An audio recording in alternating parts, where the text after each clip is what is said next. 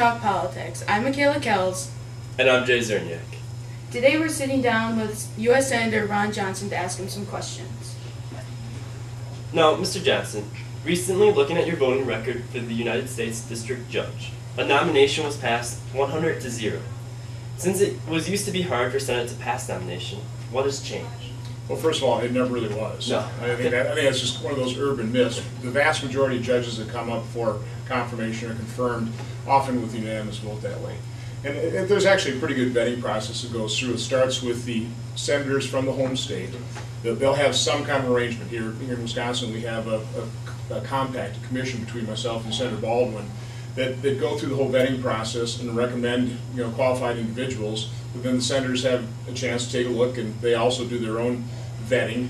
And then that goes into the Judiciary Committee, vetted again. So by the time a judicial nomination ever reaches the floor of the Senate, these people, these individuals that have willing to serve the public as a federal judge, have gone through a pretty extensive background check and vetting process. So by and large, most of those judges are non-controversial, and we do believe that elections matter, and presidents get to pick their judges, and the vast majority of judges get confirmed almost on a unanimous basis. Thank you. Why do you believe education should be put in the hands of the community, and does this mean the U.S. Department of Education should be eliminated? One of the reasons I thought I could run for U.S. Senate is I've been so involved on a volunteer basis in Oshkosh in the school systems, both private and public. And what I found during that dozens of years when I was really involved in the education system is parents, teachers, local school administrators actually know how to teach their kids. And they're actually more concerned about their own children, their own communities than probably anybody either in the state capital or the federal government. So I just think local control is by far best for education. Not to say there can't be some role for the federal government, maybe a clearinghouse for best practices that they can offer to parents. But what happens right now is we send our hard-earned tax dollars to Washington, D.C., not a very efficient or effective or accountable place, and then we have to beg for those tax dollars back to help fund some pretty important programs that locals, teachers, local administrators, parents actually want to use for educating their own kids. So I just think local control is so much better. I've got a great deal of confidence in parents and teachers and school administrators. Thank you.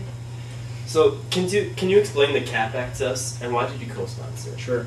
Well, the CAP Act was all about putting a discipline in so we stop mortgaging your future.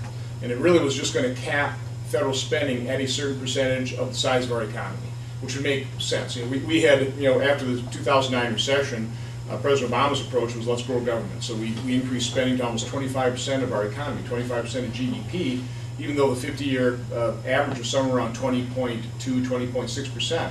And so the CAP Act, I think, capped it at 20.6%, and I think that's a reasonable discipline.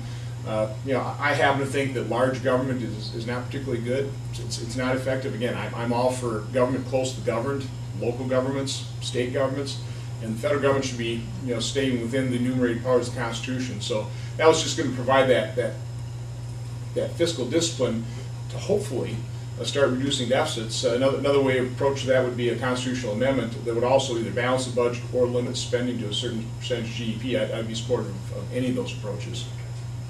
In one of your most recent bills you introduced, it stated that the IRS should notify somebody of identity theft. Would it cost more money for the IRS to update its system and do more investigations if this bill is passed? No, the IRS has a really big budget. This ought to be something they're already doing. This actually, we have a Wisconsin company, the Gutenbergs, that had their identity stolen. The IRS fully knew about it because they knew there was somebody using their Social Security number fraudulently, probably trying to get down earning, trying to get tax benefits that they don't qualify for.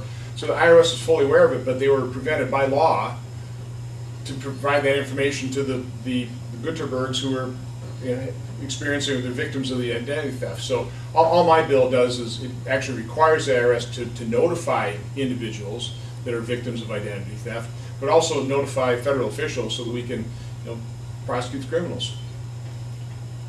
And so what do you feel is the biggest problem facing America's youth today?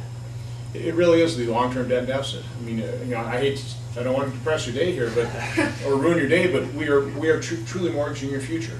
When President Obama came into office, our federal debt was a little over $10 trillion. Now it's $18 trillion. And if you really take a look at the real definition of the problem, it's about a 30-year demographic problem. All of us baby boom generation, we're retiring at the rate of 10,000 people per day. Politicians from both parties have made all these promises and no way to pay for them. So according to CBO, the Congressional Budget Office, their 30-year projection of deficits over the next 30 years is $127 trillion. Yeah, that is wow.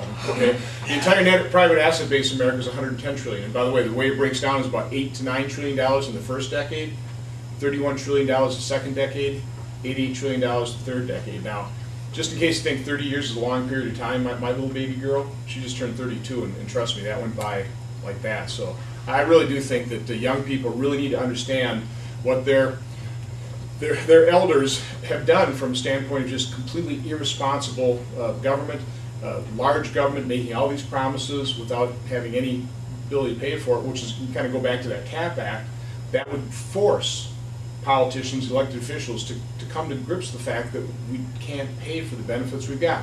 Something's got to give there. With your past business experience, will raising minimum wage hurt commercial activity? Yes, it'll destroy jobs. You can never predict exactly how many. Of course, it depends on how high the minimum wage is. But from my standpoint, I think it's very good that young people, when they turn 16, can start getting jobs in fast food places as entry-level positions. Businesses can afford to pay that minimum wage. If you start increasing the minimum wage artificially, all of a sudden businesses are going to say, well, it's too expensive to hire that many people. Maybe we'll start automating things. So they start automating the order process or the filling up drinks. You destroy jobs when you artificially increase minimum wage. If you really want good paying jobs, if you want higher wages, have a more robust economy.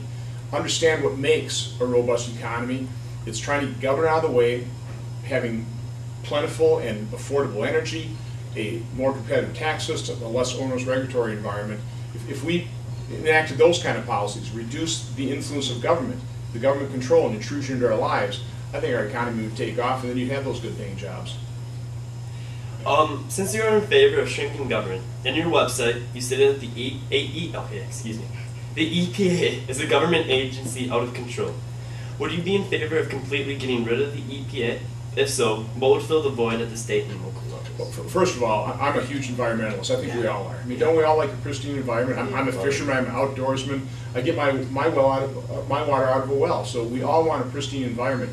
And truthfully, the EPA has done a pretty good job of dramatically reducing the 6 primary pollutants that is set up to reduce. I think it's by more than 72%. But the problem is there's something called the law of diminishing returns. You can continue to try and do something, but after a certain point, the costs just rise and the benefits start reducing. So, my problem with the EPA is that it's doing too much. It's trying to go too far, and it's not really doing a good enough cost-benefit analysis, and the costs are starting to outweigh the marginal, the incremental additional gains we can really get. So, I mean, do I think we should do away with the EPA? Not necessarily, but I think we have to recognize we're all environmentalists. We have a DNR here in Wisconsin.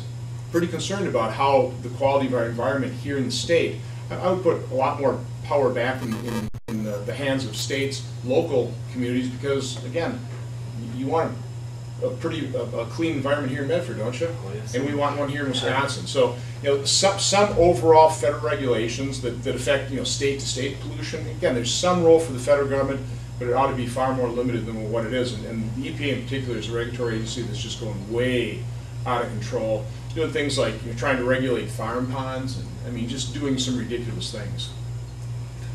Lastly, besides voting, what can be done to increase political participation among younger generations? Well, it's information. It's what you're doing here today.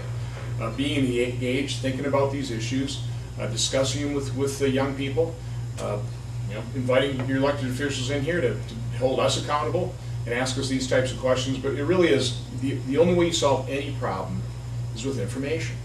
And of course, the first step in solving any problem is have that information, but then admitting you have one. And it's a real problem we have in America today is politicians, unfortunately, have lied to the American public far too often.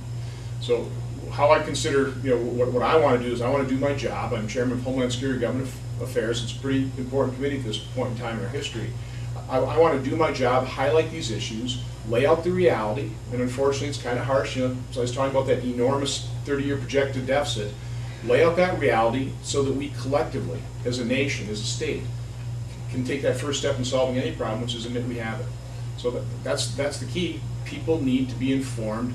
They have to understand reality. They have to be told the truth by their elected officials, and then in the end they've got to acknowledge it themselves and be willing to admit they've got it.